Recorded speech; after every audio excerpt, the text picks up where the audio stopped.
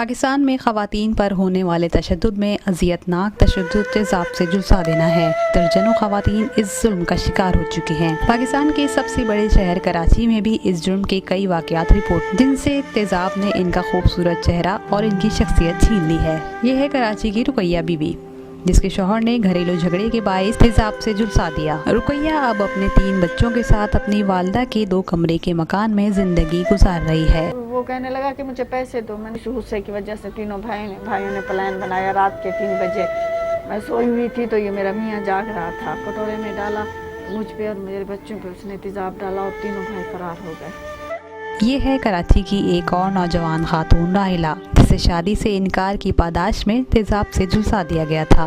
6 साल से हमारे मोहल्ले में ये लड़का रहता था जिसने मेरे ऊपर एसिड डाला है। इसने कम से कम 3 से 4 बार हमारे घर में रिश्ता भेजा था। हमारे घर वाले एग्री नहीं कर रहे थे। अली आया, बाइक पे आराम से आया और उसने तेज़ाब शेक किया और मेरे फ़ौरन फेस पे अटैक किया कि तुम मेरी नहीं हो सकती तो किसी और की कैसे होगी करके तेज़ाब फेंक के वो स्पीड में बाइक चला गया। वहाँ मैं चीख रही थी, चिल्ला रही थी। फ़ौरन मेरे घर वाले बहनोई जो थे वो गाड़ी से उतर के भागते हुए आए। उन्होंने मुझे लिया, हॉस्पिटल लेके गए। तेज़ाब से मुतासरा वजूद के साथ जीना कैसा है? वो जिस पे तो गुजरती है तकलीफ तो उससे होती है। दूसरे को देखने वाले को तो यही होता है कि ये तो इतना जल गई है। ऐसे तड़पती हूँ जैसे मछली पानी के बगैर तड़पती है। 3-3 4-4 बार नहा पानी डालती हूँ कि कुछ अच्छा महसूस हो। बच्चों के साथ हूँ, मतलब तकलीफ भी रहती है। शुक्र अल्लाह का, तकलीफ भी उसने दी और दूर भी वही करे। मैंने हॉस्पिटल में काफ़ी लोग आए, मुझसे चिढ़ते थे, डरते थे, कहते थे तौबा इस्तग़फ़ार, इस तरीके से करते थे। और जब बाकी सारी बात सुनते तो बदुआ उसको देते थे, मुझे अप्रिशिएट करते थे। तो मैंने इसी तरीके से कुछ लोगों ने मुझे किया, मुझे फैमिली ने सपोर्ट किया। उसके बाद मुझे जो है कभी फील नहीं करवाया। मुझसे पहले छुपाया गया शीशा, तो मैंने इन लोगों को समझाया कि शीशा कब तक छुपाएंगे।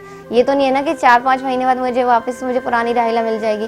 तो मैंने इन लोगों को समझाया कि मुझे अपनी फैमिली को कि शीशा मुझे देखने दें, मुझे सब चीज़ को फेस करने दें। पाकिस्तान में तेज़ाबगर्दी के 96% मुकदमात ऐसे हैं जिनका अब तक कोई फैसला नहीं हो सका, ना ही मुल्जिमान को सज़ा सुनाई गई। इंसाफ तो हम गरीबों को मिलेगा ही नहीं। हमने तो ये बस सिर्फ अल्लाह के पे ही छोड़ दिया है। नहीं, हम भाग के हमारी तो चप्पलें ही टूट गई हैं। बस हम तो चुप करके बैठे हुए हैं। ऊपर से लोगों की धमकियाँ कि ये कर देंगे, वो कर देंगे, केस छोड़ दो। वहाँ केस तो बंद पड़ा है, उन लोगों ने वकील नहीं किया तो ना कोई बुलावा ना कुछ। यही उन लोगों की प्लान है कि चंद साल चलेगा, बंद हो जाएगा। उन्हें कोई डर नहीं है क्योंकि यहाँ पाकिस्तान में क्या है, इंसाफ नहीं मिलेगा। ये अभी तक कुछ भी नहीं हुआ, केस को कुछ भी नहीं हुआ, यहाँ तक कि हेयरिंग स्टार्ट तक नहीं की है। मेरा हौसला मेरे घर वालों ने बढ़ाया है कि नहीं तू क्या है, तू पैदाइशी ऐसे थोड़ी थी, तू तो इतना अच्छी शहजादी थी हमारी। तो पहले मैं बहुत रोती थी, अब बहादुर बन गई, अब नहीं रोती। अब जीना है बच्चों के लिए। अगर ये नहीं, एक को सज़ा नहीं होगी तो ये तो बार बार होता रहेगा। जो मेरे साथ हुआ है किसी और के साथ ना हो। तो बेटियों के लिए आज तक मैंने कहीं नहीं सुना कि किसी औरत को इंसाफ मिला हो। तो क्या औरत का कोई मकाम नहीं है? हमारे ये माशरे में औरत को इज्जत नहीं दी जाती है, औरत को मकाम नहीं दिया जाता। औरत क्या है, औरत को समझा नहीं जाता है।